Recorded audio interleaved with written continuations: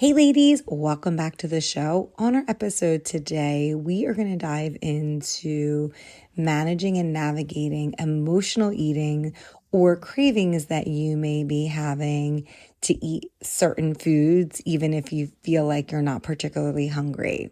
Most of us have days where we feel stressed or tired or overwhelmed, and we are in need of some kind of comfort for all of the things that we're feeling.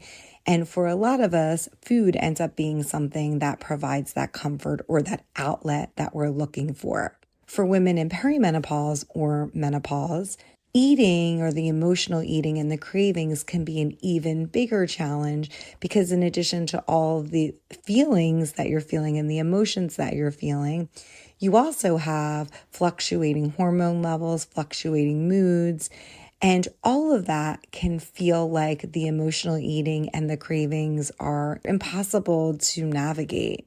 So on today's episode, we are going to talk about 5 different strategies to start thinking about when it comes to emotional eating and cravings that hopefully can help you talk yourself through a time when you feel like this is what you're doing or that's how you're responding to stress or to some of the emotions that you're feeling.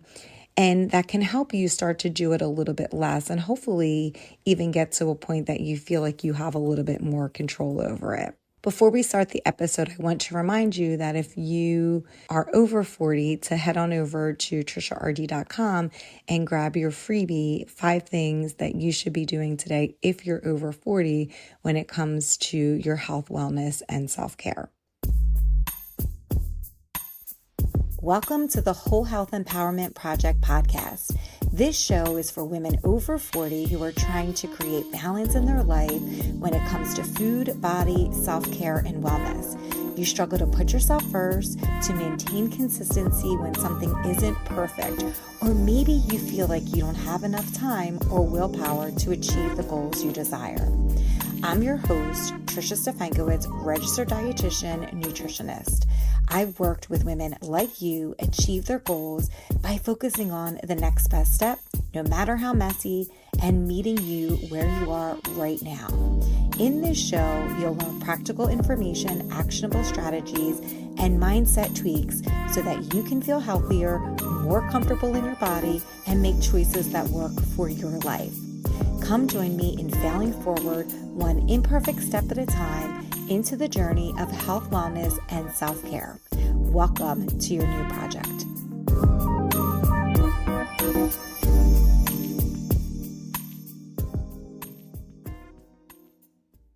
Today, we're going to talk about 5 different practical strategies that you can do that are gentle and realistic and that can help you navigate the emotional eating or cravings that you find yourself doing, especially in times where your hormones are crazy and all of the emotions that you're feeling can be really overwhelming. The first strategy is to understand the root cause of your emotional eating or the cravings that you may be feeling. When it comes to most things in health industry or the wellness industry, we hear a lot about willpower. And cravings and emotional eating a lot of times get lumped into this willpower segment that if you're reaching for something that you want, that you lack willpower. But I want you to start thinking about cravings and this desire to have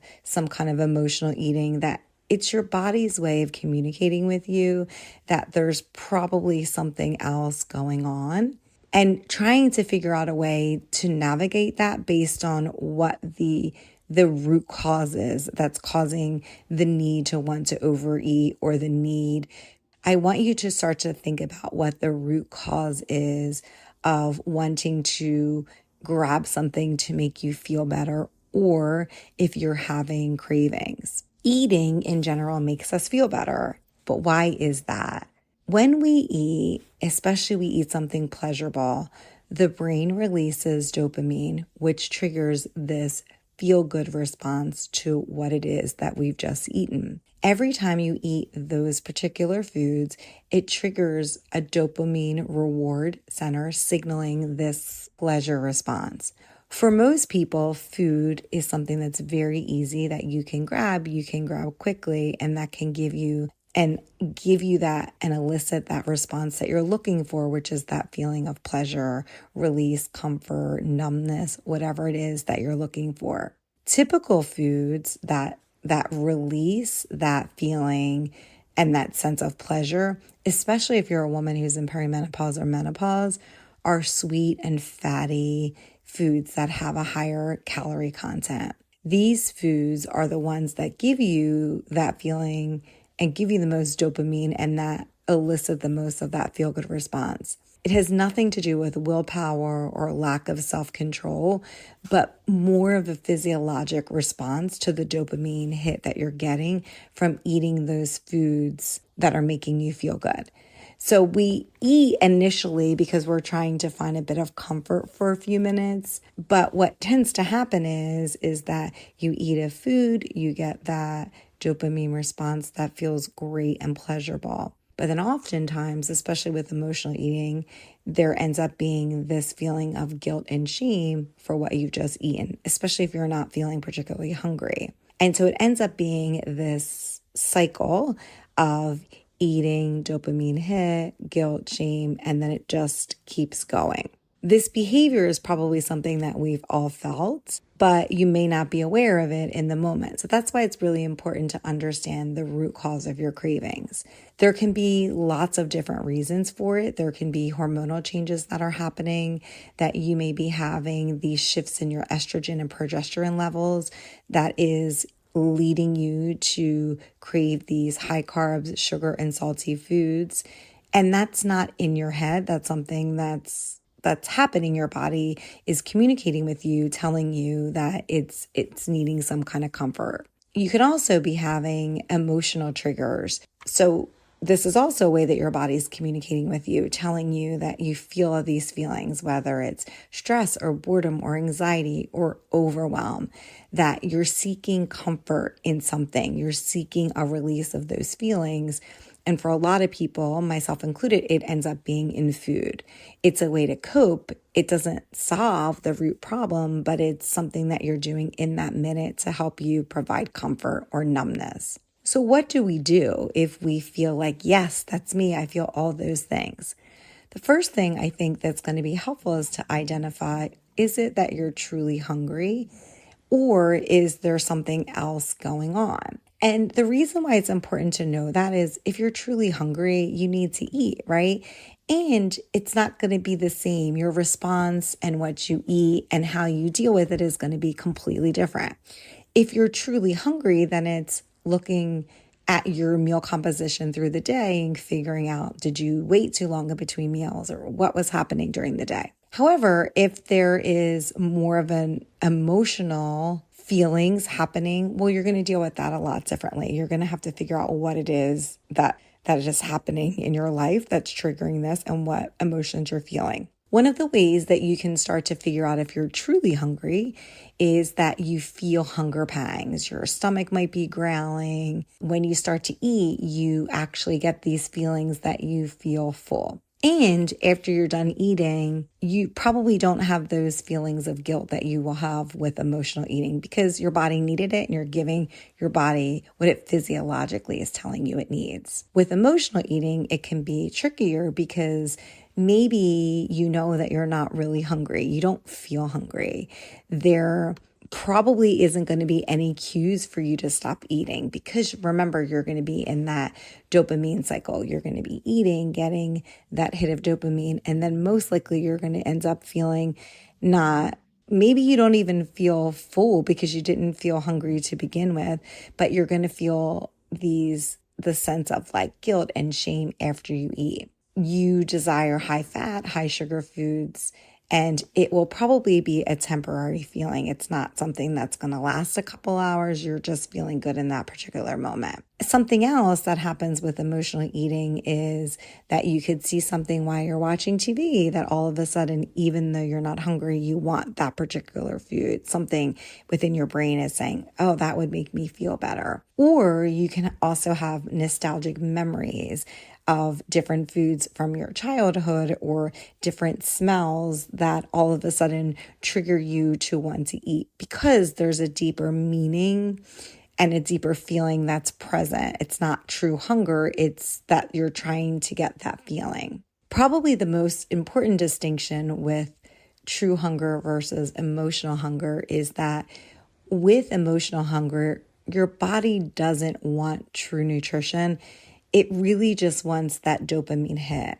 Where if you're truly hungry, your body, you're trying to stop those pangs in your stomach. Where if you're emotionally hungry, you're trying to get that hit of dopamine so that you feel good. The second strategy, so the quick tip here for the first thing is to really start to the quick tip here is the next time that you feel a craving or you find yourself opening the pantry and you're not really hungry, is to pause and ask yourself, what are you feeling right now?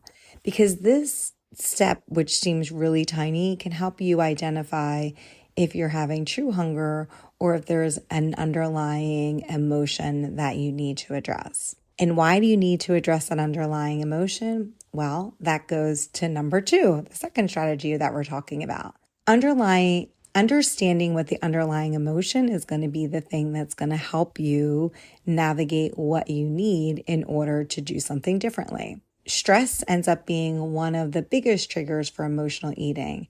When life gets chaotic, it's tempting to reach for food that brings comfort, even if it's just for a moment. The key is finding out what the underlying emotion is so that you're not relying on food to bring you comfort, but you're able to release that underlying emotion in a way that will probably make you feel better.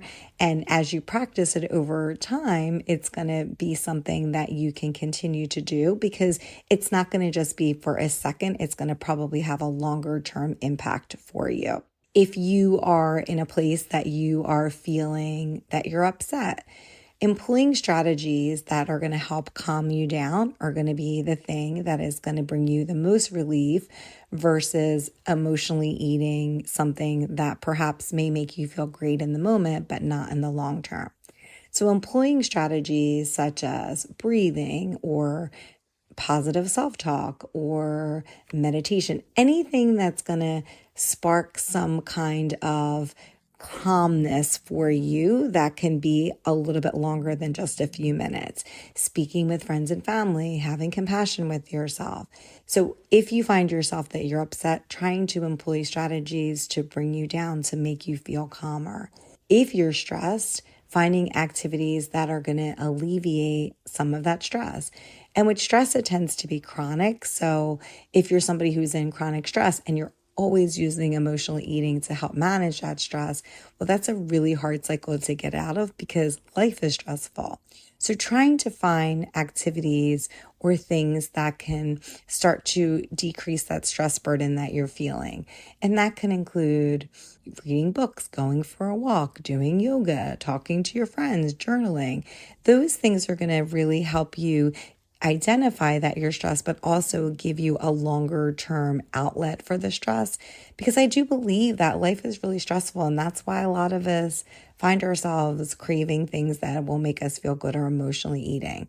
But there's probably another way that you can do it that's going to have a better impact and a longer term impact in terms of your health, wellness, and self-care. If you are tired, using relaxation strategies like breathing or taking a bath or finding a book or lighting a candle or going for a walk, something that's going to put you in a place that can calm you so that you can start to rest versus going into the kitchen and eating something that will probably make you feel guilty and probably that's not really going to alleviate any of the tiredness or the feelings that you're feeling. Some other things that you can do in terms of what an outlet could be, because this is what you're trying to do. You're trying to find in this strategy another outlet for whatever the emotion is that you're feeling so that you can utilize that versus utilizing food as your outlet. For you, is it some kind of movement? Do you need to go for a walk or do a quick workout or do some yoga? Are you somebody who does better to help manage your attention or the emotions that you're feeling? Are you somebody who does better with something that's a creative outlet like drawing or journaling or gardening, or something that can allow you to express yourself in an effort to release that stress? Are you somebody who connects with others, that you need conversation with friends or family or loved ones as a way to release the feelings that you're feeling? Or are you somebody who needs to kind of be within, that breathing and meditating and really just kind of going within and really feeling your feelings as a way to calm your nervous system? These are important things, and they're going to be different for everybody depending on each individual. So start with something small and try to figure out what it is for you that you particularly need. Are you somebody who needs movement? Are you somebody that needs more of a creative outlet? Are you somebody who needs to connect with others? Or are you somebody who needs to internalize it and do some deep breathing to help you? Start to think about some ways that once you are able to identify if you're hungry or if you're emotionally eating, then start to identify what the feeling is and what would work best for you to help manage and release that feeling that you are feeling in the moment. The third thing here is to start to think about how you can build balanced meals throughout the day that can help you feel satisfied.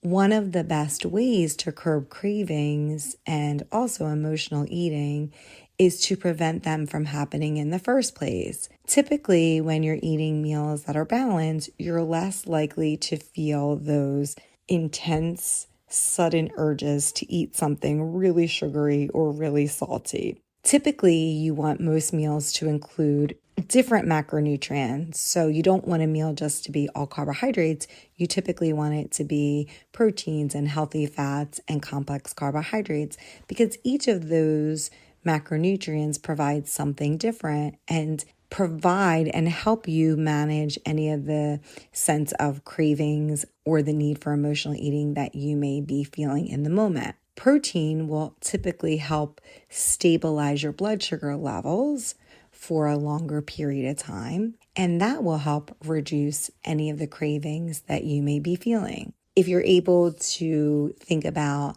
eating chicken or fish or eggs or beans or tofu with your meals, that should help with the cravings. Healthy fats are also important when it comes to feeling satisfied and not feeling that urgent sense that you need to feel satiated. With healthy fats, we also know that if you're a perimenopause or menopause woman, it's essential for hormone production to be eating things that have these healthy fats. When we talk about healthy fats, we're talking about nuts, nut butters, seeds, oils, flaxseed, chia seeds, olive oils. Those things are going to be the things that are going to give you some of that feeling of satiety and feeling of fullness as well. And then also your complex carbs. The complex carbs that we're thinking of are going to be things like quinoa and oats and sweet potatoes. Your complex carbs are going to be the things that you're probably avoiding because you feel like you can't have carbs, but reminding you that they're also going to be the things that are going to have fiber in them. And these are going to be really essential because they're going to be the things, the complex carbs that have the fiber that slows down digestion, that helps keep you feeling, that helps keep your blood sugar stable and keeps you feeling satisfied and helps reduce the cravings that you may be having. Think here, whole grains, veggies, fruits. And think that, remember, most women aren't getting enough fiber.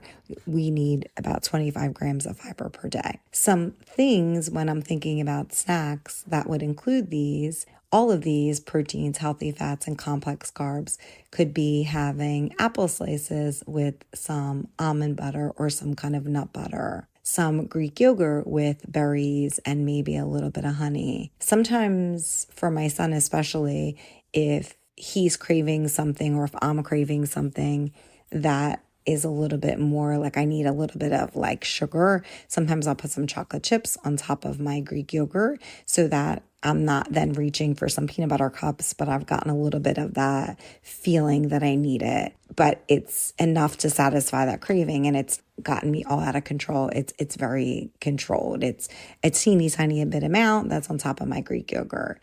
You could do a handful of nuts, some trail mix, some dark chocolate chips. Again, if you're somebody who would really binge on these foods, then I probably wouldn't do that. I would stick to something that's going to be less binge worthy for you. You could do cottage cheese with a sprinkle of cinnamon, or you can add some chia seeds and a little bit of berries if you wanted to. My sister also does cottage cheese with some sweet potatoes, but I have not tried that. You could also do some sliced veggies with a little bit of olive oil and some hummus. Try to include a little bit of protein, healthy fats, and fiber in every meal. And hopefully you can start to see if that makes a difference in terms of what your cravings are, or if you can get that sense of satisfaction that maybe you're craving and that you haven't been able to get, which is why the emotional eating continues. The fourth strategy we're going to talk about is practicing mindful eating. For this, I think what we can really focus on is minimizing some of the distractions that you're having. Most of us are probably eating while we're doing something else, whether it's we're watching TV at the end of the day, whether it is we are on our phone, maybe we are scrolling social media or we're working, or maybe you are eating your lunch or dinner in front of the computer screen because you're still working. Trying to figure out how you can be more engaged while you eat can hopefully start to gently redirect your attention back to your food versus on whatever the distraction is. And what that can do is it can really help you start to focus on what the food is, the taste, the texture. It makes eating more enjoyable, and it's going to hopefully reduce that urge to overeat because you're going to get that sense of satisfaction versus when you're distracted, you may find yourself wanting to eat more or do more because you never quite feel satisfied because you're too distracted to have that. So sitting down at a table while you eat might be something that brings you a little bit more mindfulness. It may just be eating, but not eating with your phone or engaging in a conversation as you're eating, as opposed to doing something else.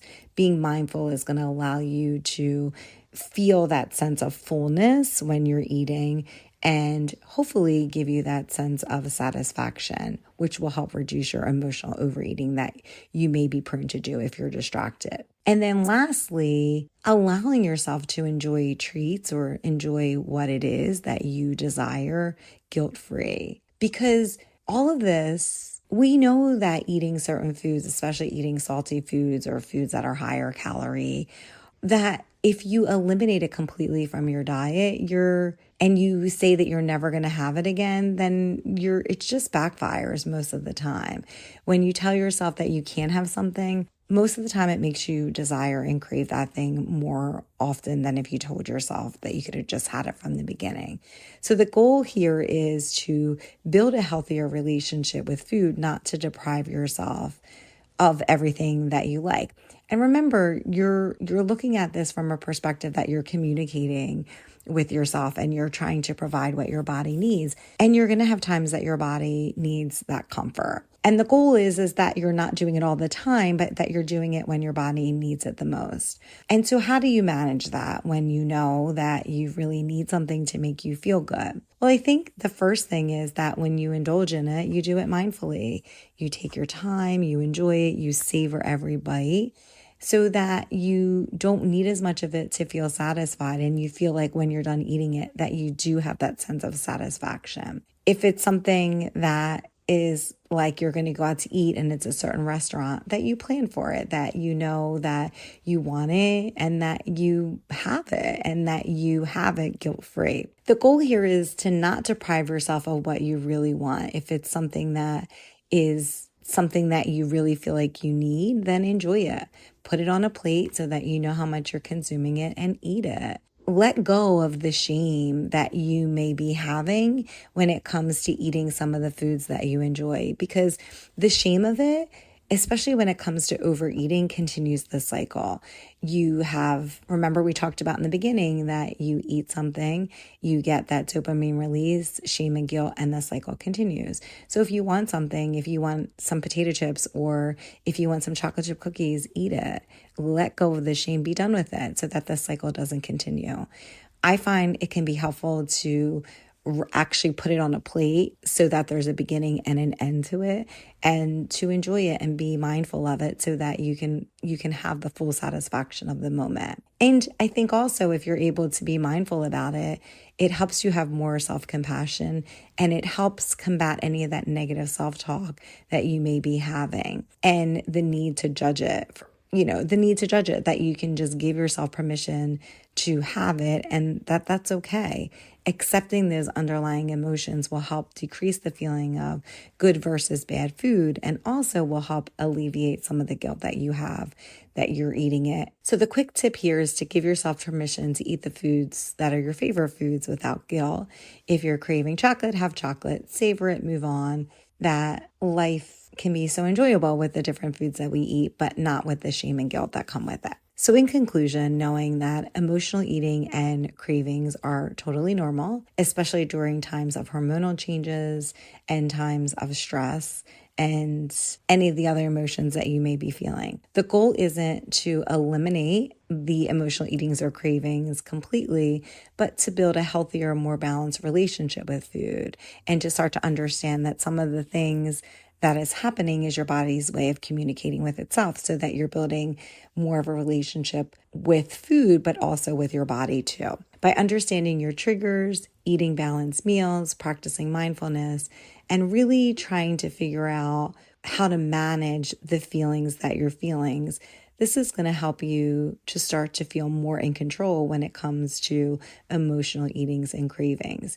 And remember that it's okay to indulge now and then, that life is meant to be enjoyed, and that comes from food. A lot of the behaviors that you find yourself doing have not formed just in a day or two. They've formed over the course of a lifetime and will likely require time to improve them.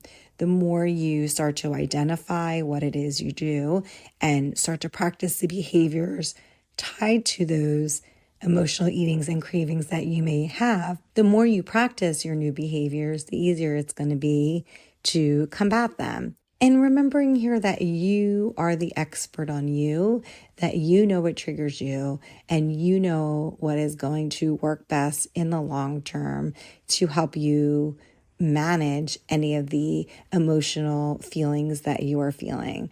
So in conclusion, it's about progress, not perfection. Emotional eating and cravings are normal, especially if you find yourself in a time that you are undergoing some of these hormonal changes that are completely normal for you to undergo.